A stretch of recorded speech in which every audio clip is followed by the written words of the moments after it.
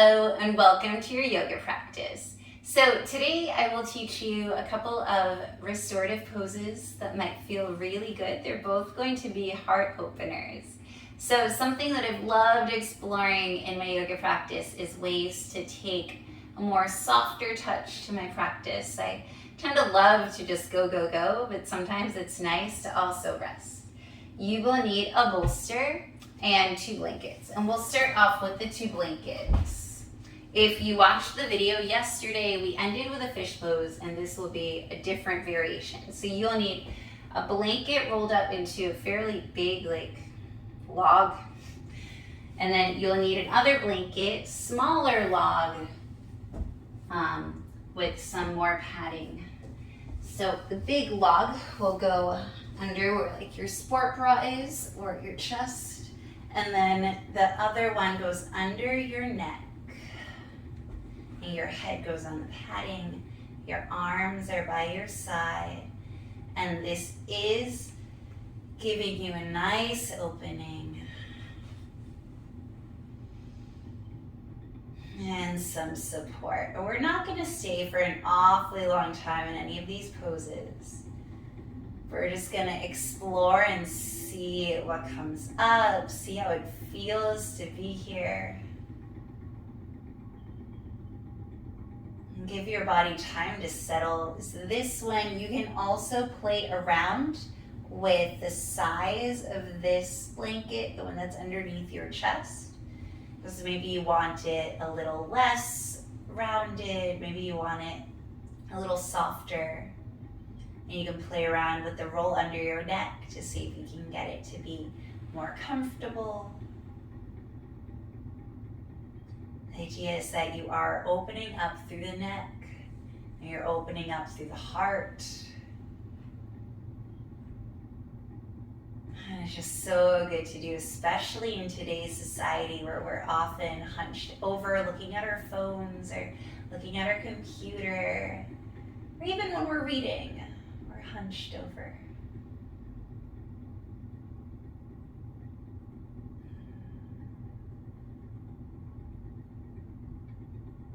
All right, coming out of that, you can feel free to stay longer if that's what you would like to do.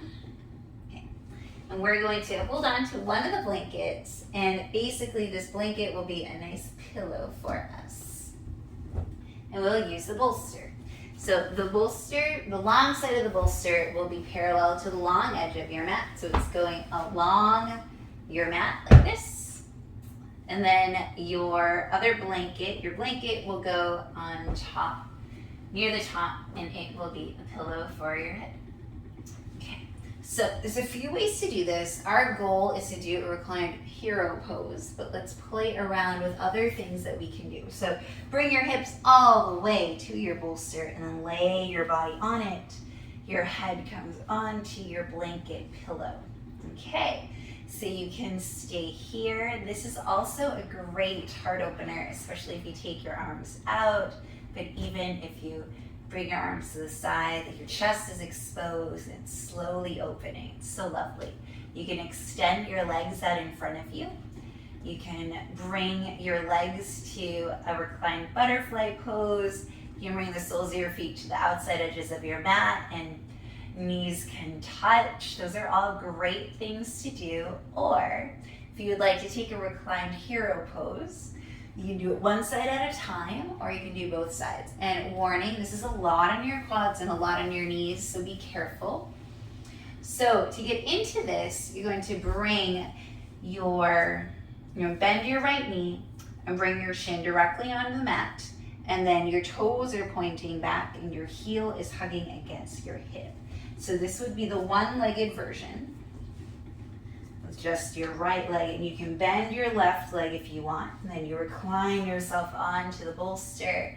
And you can start to feel a tug along your quads. If you start feeling intense pinching along your knees, back off, please. Awesome. So you can do that one side at a time, or you can take your left leg into your hero pose also. Make sure that those knees are drawing towards each other the whole time. You don't want them splaying open. And then Release yourself all the way down. I love to grab onto my feet or near my feet when I do this. And then relax here. I just love a reclined hero pose. And this version that almost has you in a fish, like it has your body elevated. This is a little gentler on your quads than taking your body all the way down to the mat. And that's not to say it isn't intense. This might be too much for you. And if it is, do one leg at a time or take one of the other leg variations that I discussed. But for me, this is a milder version of coming all the way down to the mat. And I feel like because it's milder, it's gentler, it'll open up my quads even better. And it also gives me a nice heart opener, which I don't get as much if I'm all the way down on the mat. Like this just allows my chest to drape open. I love the support of the blanket under the head. I just love everything about this. Just tends to be the theme of a lot of restorative as I'm learning more about it. I love it. So we shouldn't ever feel like we're working in it. We should always feel 100% supported by the pose. If you ever practice in a studio, a good restorative teacher, it seems like an easy gig, right? Like you tell people to lay down on their props and you're done, but no. Restorative yoga is hard. I mean, as you're laying here on your bolster, you might be thinking, what am I doing? I should be doing something more active. I should be doing crunches. How can I get a workout in as I do this? And that's so normal. So if you're ever with a good restorative teacher, they're always moving around and they're finding ways to make you more comfortable. So the other night was actually at a restorative class. It was actually half-half. So I taught the flow part and my friend taught the restorative part. She's an excellent yoga teacher and she's especially excellent at teaching restorative. And I was in a pose where I just couldn't figure out what to do with my hands. And I thought I was being subtle about it. I was just trying to like find different things to do to make my arms comfortable. And she notices. And so she comes over and she propped these blankets under my arms and all of a sudden it was perfect and I was able to just let go and relax.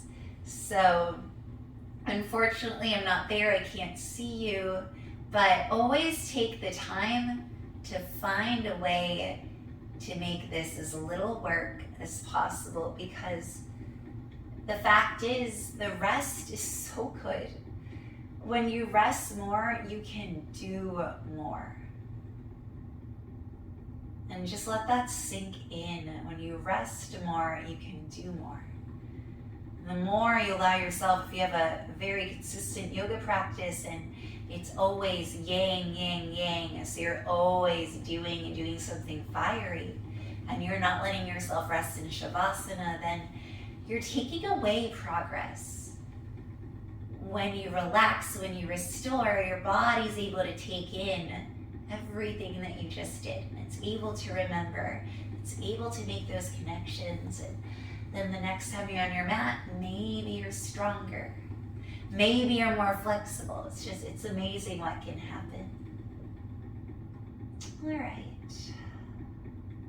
So to get out of this, just slowly take one leg out, then the other, and then you can either slowly use your forearms to come up or you can roll off to one side, whatever feels good. Our bodies are different. So the way that might be really easy and intuitive for one body to get up might be not good for another body. All right, so that's what I have for you today. Just a short practice to explore some restorative poses. I hope that you enjoyed. Please take the time to subscribe and leave a comment. Maybe you share the video with a friend. Let's get more people taking daily pauses on their yoga mat. I think the world would be a much kinder place if we did that. Thank you so much for joining me today. Have the most beautiful day. Bye.